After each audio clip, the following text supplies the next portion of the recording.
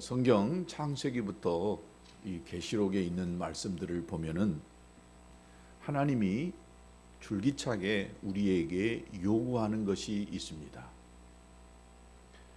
그것은 어떤 것보다도 하나님이 말씀하신 그 말씀을 그대로 믿고, 그래서 가라 그러면 가고, 이것을 행하라 그러면 행하는 것, 이것을 하나님께서 요구하시고 계십니다. 이 하나님의 말씀 앞에 내 의견을 첨가하거나 왜 그렇게 해야 됩니까? 라고 하는 이런 말을 하나님은 듣기를 원하지 않으십니다.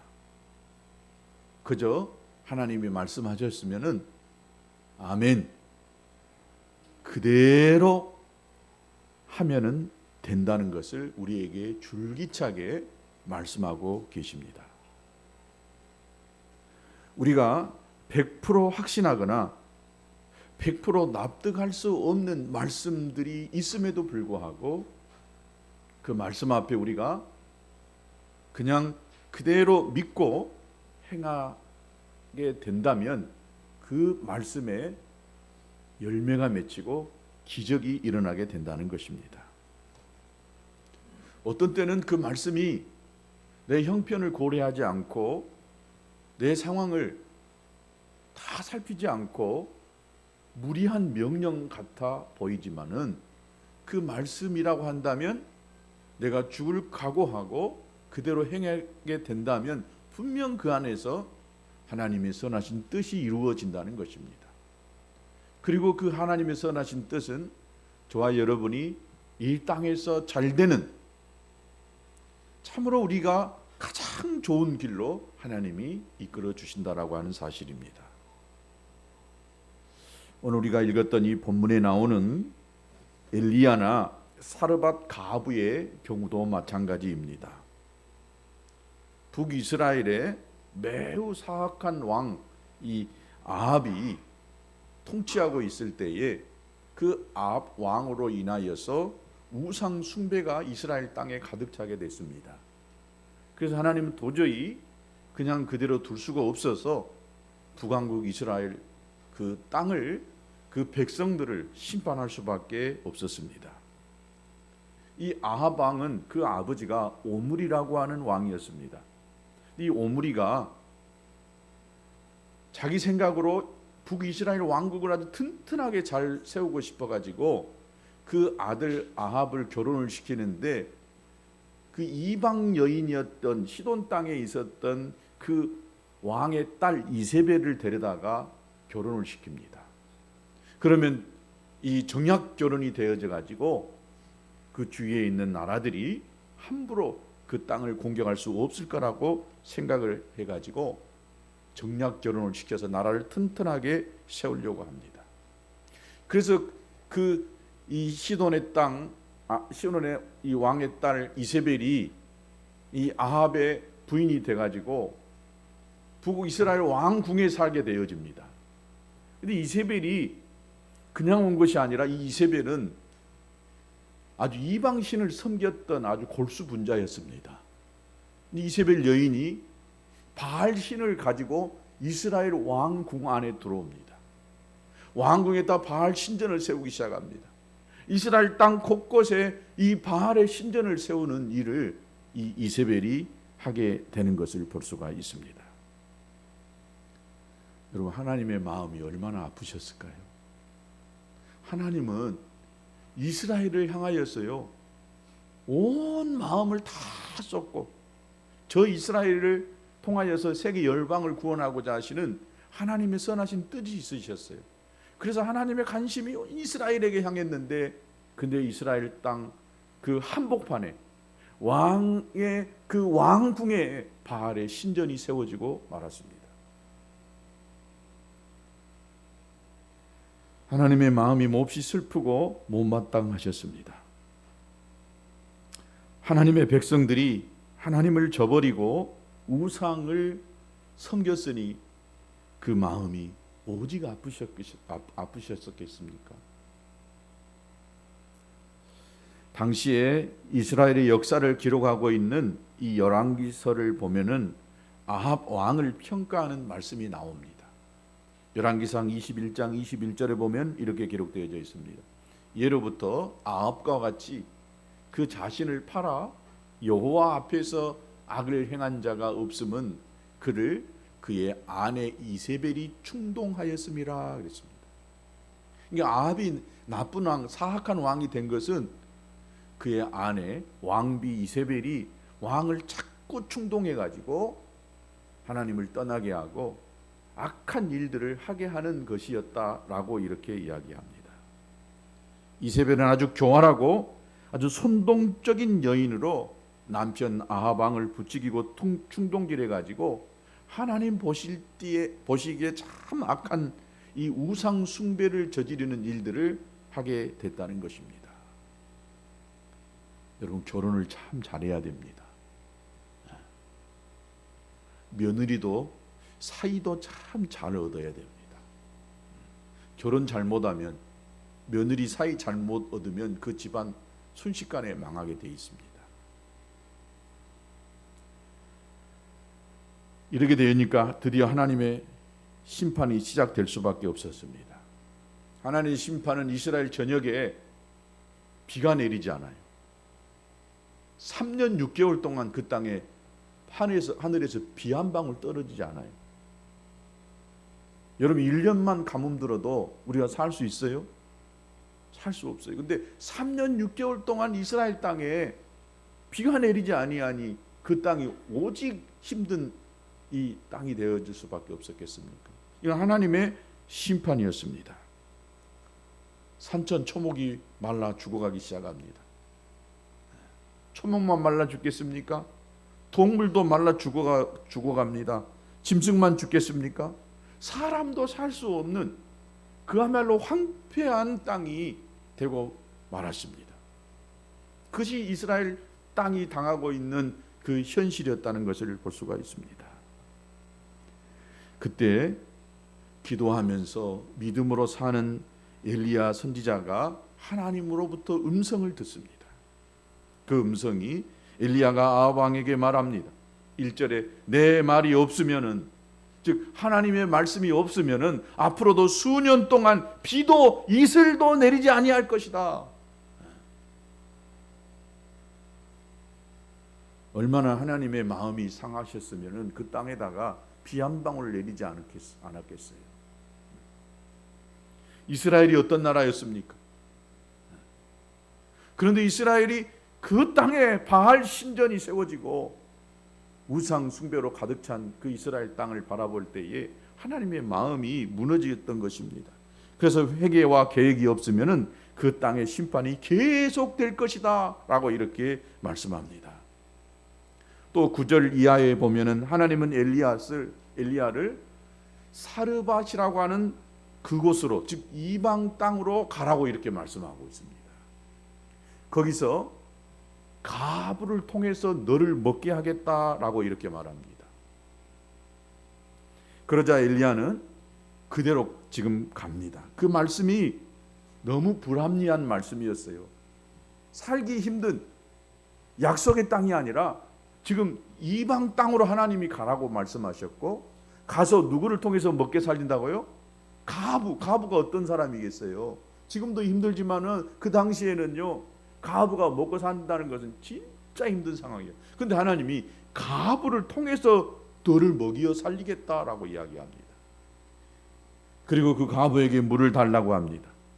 음식을 달라고 합니다. 그 가뭄에 하늘에서 물 한 방울 떨어지지 않은 그 가뭄에 가부에게 가가지고 물을 달라, 음식을 달라고 합니다. 이건 정말 무리한 요구였다라고 볼 수가 있습니다. 그런데 이 가부가 마다하지 그 엘리야가 그 말에 토를 안 달고 하나님이 말씀하셨으니까 그대로 지금 사르밧으로 가가지고 그 만난 가부에게 물을 달라고 하고 음식을 내놓으라 이렇게 말합니다.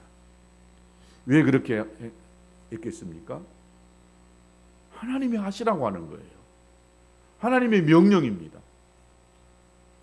여기에는 100% 확신이 들지 않고 그래도 토를 달지 말라고 처음에 말씀을 드렸죠.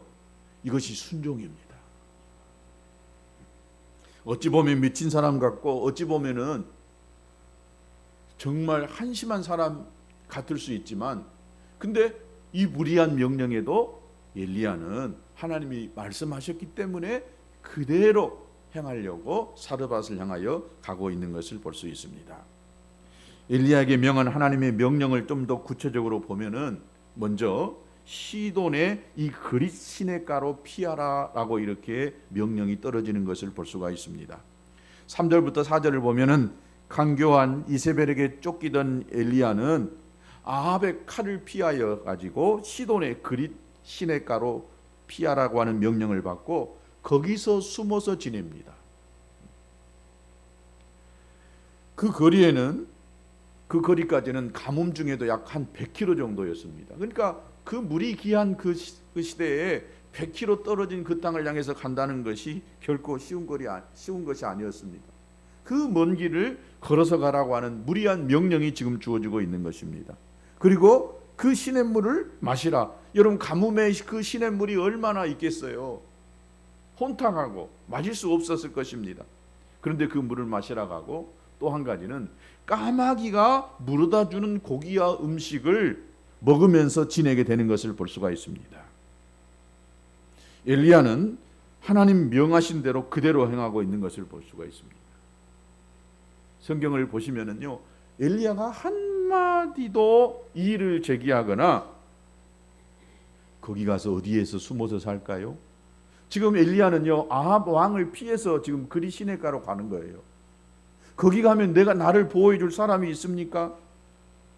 여기가 좋은데 꼭 거기를 가야 합니까? 하나님, 여기서 나를 먹여 살리면 안 되겠습니까? 혹시 지금 감으로 사람들의 관심이 지금 시냇가에 모여 있는데 물이 있는 곳은 위험할 수 있지 않겠습니까?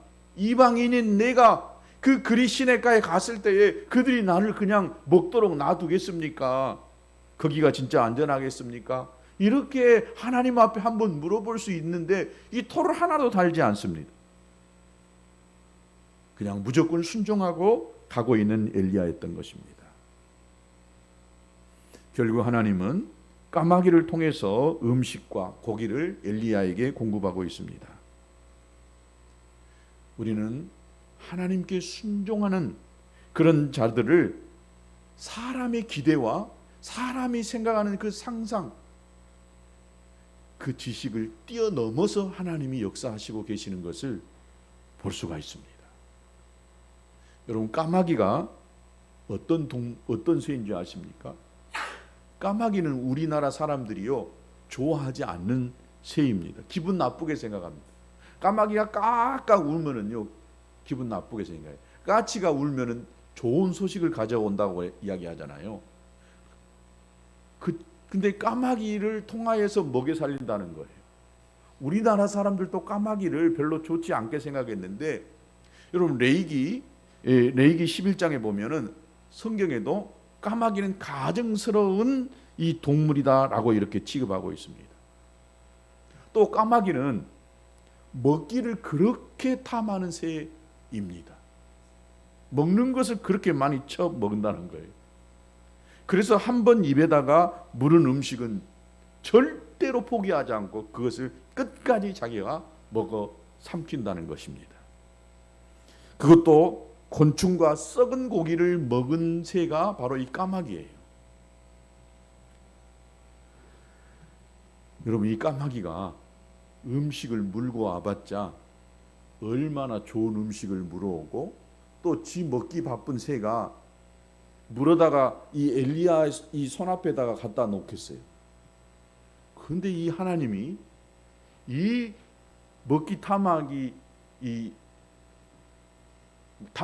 까마귀 새를 통해서 하나님의 종 엘리야를 먹여 살린다는 거예요. 참, 이 하나님의 도우심은 우리가 상상하는 상상과 지식을 초월하여 역사하시는 하나님이신 줄로 믿습니다. 그래서 어쨌든 어디서 누가 주워왔는지, 어떻게 물고 왔는지 하나님은 그 까마귀를 통해서 엘리야에게 음식을, 또 먹을 고기를 공급하고 계시는 줄로 믿습니다. 여러분, 하나님은요, 이 동물의 본능을 제어하시면서까지도 비상한 방법을 사용해서라도 믿음의 사람을 돕고 있는다는 사실입니다. 할렐루야. 저는 저와 우리 교회를 하나님이 이런 방법으로 돕고 있는 것 같아요. 코로나를 지나면서 참 빈자리가, 오늘도 빈자리가 참 많은데 한 3분의 1이 빠졌잖아요. 이 종이 여러분이 얼마나 낙심되겠어요. 근데 하나님은 이 우리 교회를요, 이 까마귀를 통하여서 엘리야를 먹이셨던 것처럼 하여튼 물고 오는 이 새들이 있어요. 늘 이야기하지만 우리 교회 재정은 지금까지 제가 목회한 20년에 가장 많은 헌금이 들어오고 있어요. 희한합니다. 하여튼 희한해요. 이 재정번은 우리 집사님들은 잘 알 거예요. 우리 성도들에게도요, 뭔 일들이, 참 좋은 일들이 많아요. 11조 낼 일이 많이 있는가 봐요. 하여튼 계속해서 하나님이 까마귀를 통해서 엘리야를 공급하셨던 것처럼 우리 교회 재정이 마르지 않아요. 그래서 우리 교회는 작년에요, 우리 교회 앞에 땅 살 때 그 빚도 다 갚고요, 오히려 이 어려운 이 코로나 시대에 우리 교회는요 저금하고 있어요. 지금 이 기적입니다. 기적이에요. 여러분 주위를 봐보세요. 우리 교회 여러분 성도들 봐보세요. 어떻게 우리 교회가 이렇게 운영이 되어지고 헌금이 나올 수 있는, 하나님이 까마귀를 보내시는 것 같아요. 참 놀랍습니다. 나도 신기합니다. 그것은 우리 교회가 하나님의 말씀 앞에 순종하는 몇 가지 것들이 있었어요. 그 순종하면 우리의 기대와 상상을 초월해서 하나님이 역사하신 줄로 믿습니다. 여러분들도 이런 경험들이 있게 되기를 주의 이름으로 축복합니다. 하나님은 전능하셔서요, 동물의 욕구와 본능, 충동을 얼마든지 통제하시고 그것을 사용하심을 성경의 여러 군데에 보여주고 계세요. 여러분, 다니엘의 사자 굴 속에 굶주린 사자들, 굶주렸으니까 얼마나 이 먹을 것을 탐하 있겠어요. 그런데 이 다니엘이 사자굴에 떨어졌을 때 사자가 으르렁거리고 다니엘을 삼켜버릴 수 있을 텐데 하나님이 그 배고픈 사자의 입을 딱 봉해버렸어요. 할렐루야. 하나님은 이렇게 동물도 다 다스리고 통제하고 계세요. 또 한 군데 있습니다. 여러분, 요나에게 하나님이 말씀합니다. 니느웨에 가서 하나님의 말씀을 전하라고 할 때에 요나가 자기의 마음에 도저히 들지 않았어요. 니느웨 사람들이 마음에 들지 않았어요. 저 강팍한 니느웨 사람들은 하나님의 심판받아서 확 지옥에나 떨어져야 되는데 그들에게 복음을 전하라고 하니까 요나가 도저히 그렇게 할 수가 없었어요. 그래서 어디로 갑니까? 다짓으로 가버려요. 하나님이 그냥 놔두시겠어요? 하나님이 딱 마음 먹으시면은요, 그를 끄집어서 데려옵니다. 어떻게 해요? 물고기 뱃속에 요나가 들어갑니다. 여러분, 물고기 뱃속에 들어갔으니 그가 살아나겠어요? 그런데 하나님은 그 물고기가 어떤 고기인지는 모르겠지만 하여튼 뭐 고래라고 그렇게 이야기를 합니다. 사람을 삼킬 정도로 큰 이 물고기가 요나를 삼켰지만은 3일 동안 요나는 물고기 속에 있었지만은 어디 한 군데 다치지도 않고 상하지도 않고 그대로 어디로 와요? 하나님이 보낼 곳으로 딱 데려다가 놓잖아요.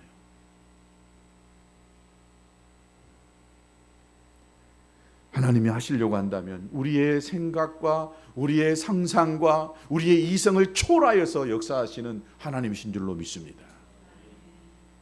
하나님은 멋지게 헬기를 보내가지고 요나를 딱 태워가지고 윙윙윙 해가지고 딱 니느웨로 떨치면 얼마나 멋지겠어요. 근데 하나님은 그렇게 사용하시더라고 안 하셔요.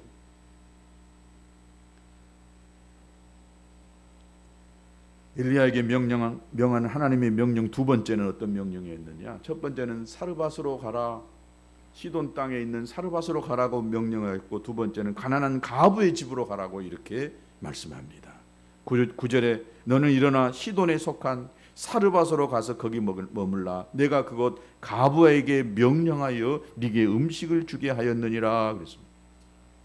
하나님의 지시로 간 땅이 시돈 땅 사르밧이었는데, 특별히 이 시돈은요, 이스라엘 지경 밖에 있는 엘리야를 핍박했던 이세벨의 고향이었어요. 이세벨의 땅에 이세벨의 고향이었습니다. 그런데 시돈으로 가라. 이것은 뭐예요? 적진 한복판으로 가라는 거예요. 얼마나 두려웠겠어요. 지금 아합 왕을 피하여서 여리 숨고 저리 숨는데 지금 적진 한복판으로 가라고 지금 말씀하고 있는 것입니다. 거기 가서 죽으라고 하는 말과도 같았습니다. 그러나 하나님이 이 말씀을 엘리야에게 명하신 이유가 분명히 있었어요. 하나님의 백성은 여러분 환경의 지배를 받지 않는다는 선언적 의미를 하나님이 지금 말씀하고 있는 것입니다. 비록 이방 지역이지만은 거기서도 얼마든지 하나님의 역사는, 하나님의 기적은, 하나님의 축복은 나타날 수 있다라고 하는 것을 하나님이 보여주고 계시는 것입니다. 비록 시돈이 불신앙과 우상의 본거지 이세벨의 고향이지만은 거기서도 하나님의 뜻은 이루어지고 있다는 사실을 보여주고 있다는 것입니다. 또 이 엘리야를요, 강한 하나님의 사람으로 만들기 위해서 지금 적진 한복판으로 보내고 있는 것입니다. 더군다나 사르밧에 있는 가난한 가부의 집으로 가라고 하는 그 명령은요, 너무 아마 받기 힘든 명령이었을 것입니다. 첫 번째는 가부였다는 거예요. 이 당시에 우리나라 남녀 7세 부동성인 것처럼 이 가부 집에 이 선지자가 간다는 것은 참 대단한 용기가 필요했습니다. 그래도 그곳으로 가라가면 갔던 것입니다. 가뭄의 상황이 그 처절한 모습을 보여주듯이 먹을 것도 없는 그저 밀가루 조금, 그것을 구워 먹을 기름 조금밖에 없는 가난한 집이었습니다. 넉넉한 부잣집에 가라간다면 얼씨구 좋다고 가겠어요.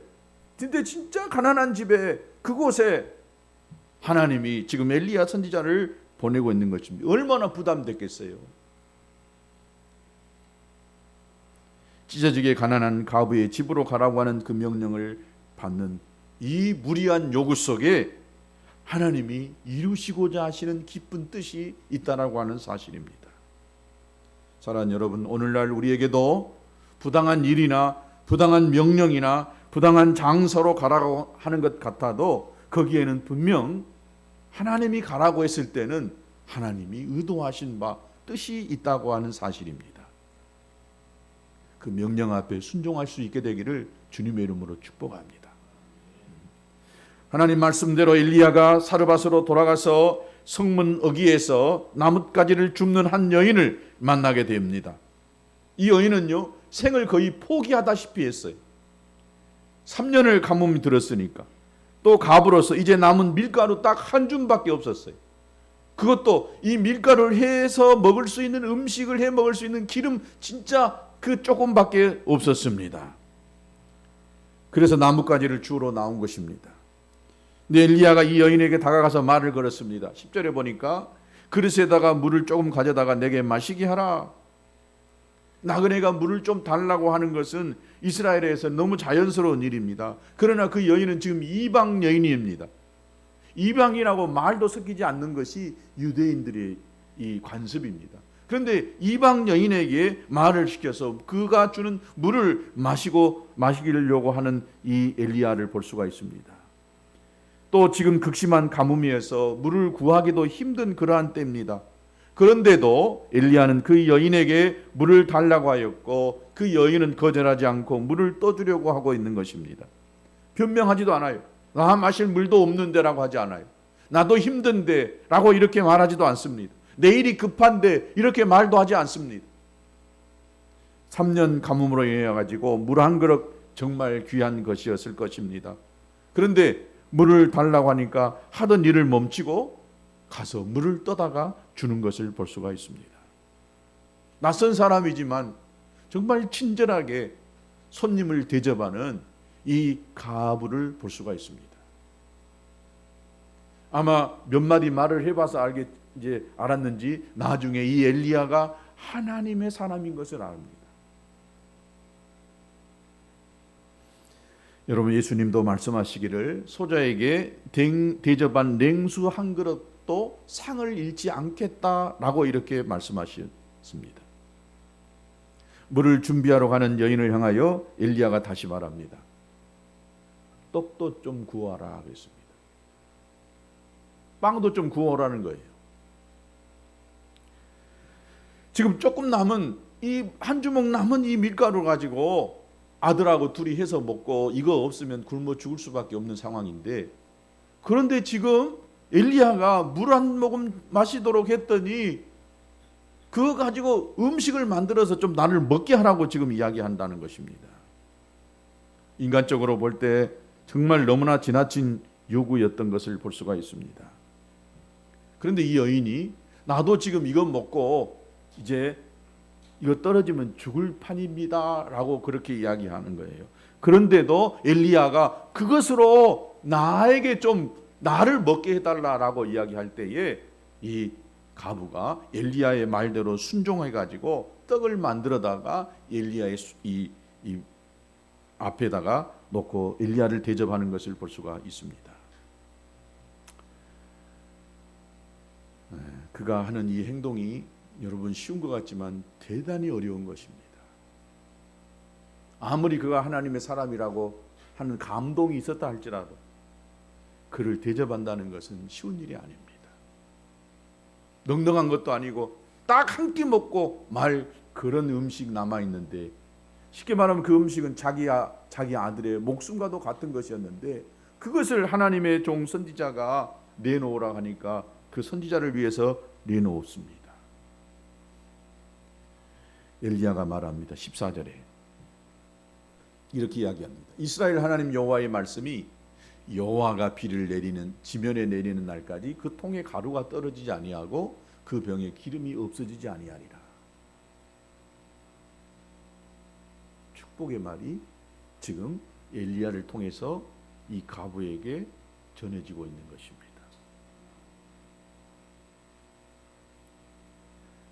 그때 사르밧 가부가 그렇게 이야기합니다. 15절과 16절에 그가 가서 엘리야의 말대로 하였더니 그와 엘리야와 그의 식구가 여러 날 먹었으나 여호와께서 엘리야를 통하여 하신 말씀같이 통에 가루가 떨어지지 아니하고 병에 기름이 없어지지 아니하리라 그랬습니다. 아니하니라 그랬습니다.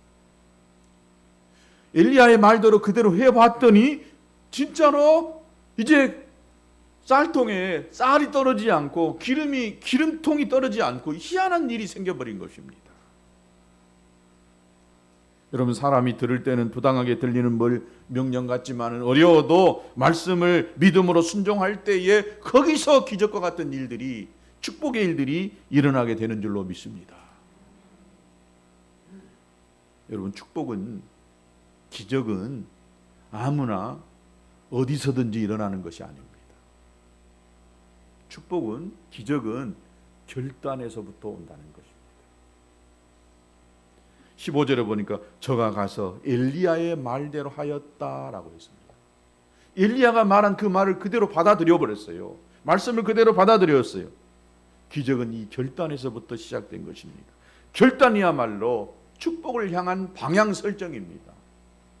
내가 그렇게 해야 되겠다라고 방향을 딱 설정하고 나아가면, 죽을 각오하고 하면 거기서 축복이 주어진다는 것입니다. 어떤 때는 살림의 마지막 미천임에도 그것을 가져오라 이렇게 음성이 들려올 때가 있어요. 그때 순종하면 역사가 일어나게 된다는 것입니다.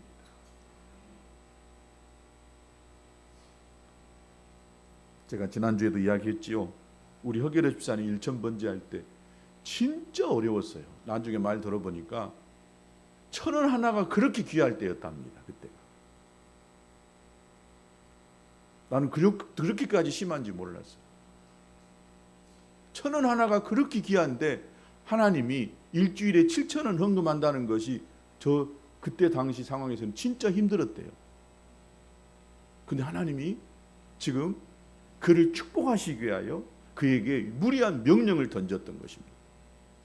저도 그 사실을 은근히 알았기 때문에 그 말한다는 것이 7천은 우리한테는 아무것도 아니었어요. 별거 아니에요.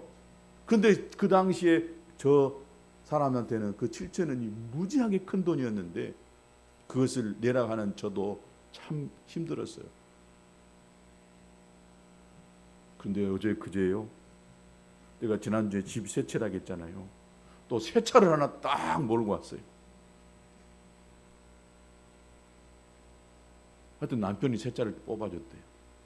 그래서 오늘 세차 타고 왔는지 봤더니 차가 얼마나 커가지고 주차를 못 해가지고 세차를 못 끌고 오겠답니다.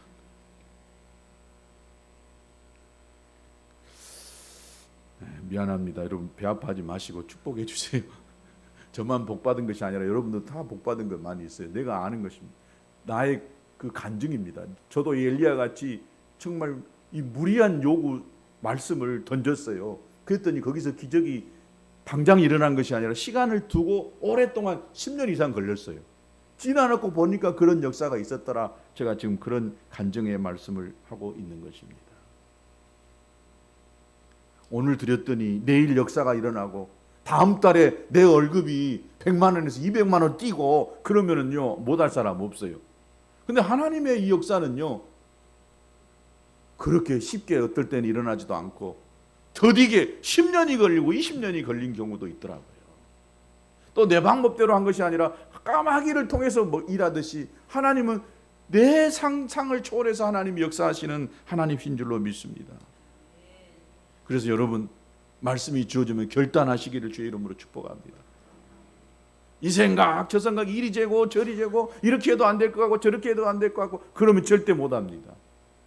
말씀이 주어졌으면 yes sir 그렇게 하겠습니다라고 결단하시기를 주의 이름으로 축복합니다.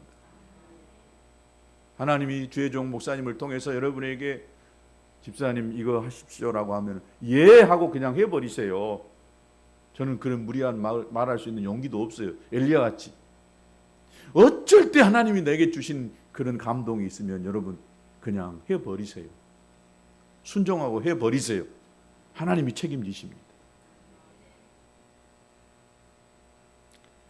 여러분 누시라고 하는 모압 여인을 잘 아실 것입니다. 하루아침에 시아버지도 잃어버리고 남편도 잃어버렸습니다. 시어머니 고향이 베들레헴이었어요. 시어머니의 두 이 며느리가 다 가부돼 버렸어요. 시어머니까지 세 가부죠. 도저히 그 땅에 살 수가 없어서 나오미가 고향 땅으로 가야 되겠다라고 결심을 하고 이제 두 며느리를 불러놓고 며느리들아 너희들 고향 집으로 가라. 너희들이 나를 따라와가지고 팔자 고칠 일은 기적은 없다. 가라. 그러니까 그 첫째 며느리 오르바는 떠납니다. 시어머니 말을 듣고 떠납니다. 그런데 이 둘째 며느리 룻이라고 하는 이 여인이 말하는 그 말을 들어보세요. 룻기 1장 7절에 보니까 이렇게 이야기했습니다. 죽는 일 예의는 어머니를 버리지 않겠습니다. 앞으로 봐도 자기는 평생 청산가부인데 가부로 살 수밖에 없는 인생이에요. 그렇다고 해서 어머니가 뭐 재산이나 많이 있는 것도 아니었어요. 그런데 이 룻이 지금 죽는 일 외에는 어머니를 버리지 않고 끝까지 내가 어머니 쫓아가겠습니다라고 이렇게 결단합니다. 여러분 쉬운 일인 것 같죠? 어려워요. 그런데 이 결단이 어떤 역사를 일으켜냅니까? 나중에 생각지도 못한 부자 보아스를 만나요. 그리고 거기서 아들을 낳았는데 이 룻은요, 여러분 그 유명한 다윗 왕의 증조모가 돼요. 증조모가. 이게 단 한 번의 이 선택과 결단이 그의 인생을 완전히 180도로 바뀌었다는 사실입니다. 여러분 이렇게 결단이 이렇게 중요합니다. 이것저것 생각하면 아무것도 못하는데 하나님이 말씀하셨으면 그 말씀 앞에 순종하고 나가다 보면 인간적으로도 이렇게 시어머니를 버리지 않고 끝까지 쫓아가려고 하는 그 룻을 하나님이 축복하셨던 것처럼 오늘 저와 여러분에게도 하나님이 순종하고 결단하고 나가면 그 결단 앞에 축복하시는 하나님이신 줄로 믿습니다. 또 한 가지 결단이 한 그 여인이 있어요. 아브라함이 이제 아들 이삭을 장가 보내야 되겠어요. 장가 보낼 때 며느리 잘 얻어야 된다고 제가 말씀드렸잖아요. 그래서 며느리를 어디서 얻으려고 하냐면 자기 고향 사람을 데려다가 며느리를 얻어야 되겠다라고 생각하고는 자기가 진짜 신뢰하는 그 종 엘리에셀이라고 하는 사람을 불러다가 놓고 너가 가서 우리 고향 땅에 가서 거기서 여인 하나를 내 며느리 하나를 꼭 참한 며느리를 데리고 와라. 그만큼 아브라함이 참 신뢰할 만한 사람이니까 그보다 중요한 일이 어디 있었겠어요. 그 엘리에셀을 보냅니다. 근데 엘리에셀이 가가지고 만난 사람이 있었어요. 그가 리브가였어요. 리브가가 이제 손님을 대접하고 자기 집에 데리고 가요. 아버지가 라반이었어요. 라반 집에 데리고 가요. 그래서 자초지종을 다 이야기 듣고는 이제 아버지가 딸 리브가한테 이야기합니다. 너 이 사람 따라갈래? 그때 리브가가 뭐라고 한 줄 아십니까? 창세기 24장 58절 보니까 가겠습니다라고 이야기합니다. 자기 신랑 될 사람 얼굴을 한 번 안 봤어요. 그런데 어떤 믿음이었는지 한 번도 보지도 않았고 또 이 낯선 늙은 종을 따라서 가버립니다. 결국 어떻게 됐겠어요? 이삭의 아내가 되어져서 그는 리브가는요 믿음의 조상 가문을 이어가는 사람 됐던 것입니다. 이렇게 결단이 중요합니다. 두 번째 축복은요, 여러분 내게서 있는 것에서부터 옵니다. 하나님은요 없는 것을 요구하지 않으세요. 있는 것을 하나님이 요구하십니다. 사르밧 가브에게 있는 아주 작은 밀가루 하나, 기름 조금이었지만 하나님이 그것을 요구했어요. 그건 그 전부였어요. 여러분 우리가 가지고 있는 작은 것이지만 하나님이 요구하실 때가 있어요. 하나님이 모세를 불렀어요. 그리고 이스라엘 땅에 민족을 건져내려고 할 때에 모세가 가진 것이 아무것도 없어요. 네 손에 든 것이 뭐냐라고 하나님이 물어보니까 모세가 내 손에 든 것은 양을 치는 이 지팡입니다 라고 그렇게 이야기합니다. 그런데 하나님이 그 손에 들어있는 이 지팡이를 통하여서 그 지팡이가요 이스라엘 민족을 건져냅니다. 지팡이를 통해서 홍해바다가 갈라지고요, 지팡이를 통해서 반석이 갈라지고, 지팡이를 내리치니까 물이 나오고 기적이 일어나는 도구로 하나님이 사용하셨던 것을 볼 수가 있습니다. 우리가 가지고 있는 그 자본이 없고 배운 것이 없고 아무것도 없는 것 같지만 하나님이 내게 있는 것을 통해서 하나님이 일하시기를 원하세요. 하나님 여러분에게 시간을 요구하시면 시간을 드리시기 바랍니다. 하나님 여러분에게 물질을 요구하시면 물질을 한번 드려보시기 바랍니다. 나 쓸 것도 없고 나 할 것도 없는데 목사님 나 시간 없어요. 나 먹고 살기 힘들어요. 기적이 안 일어납니다.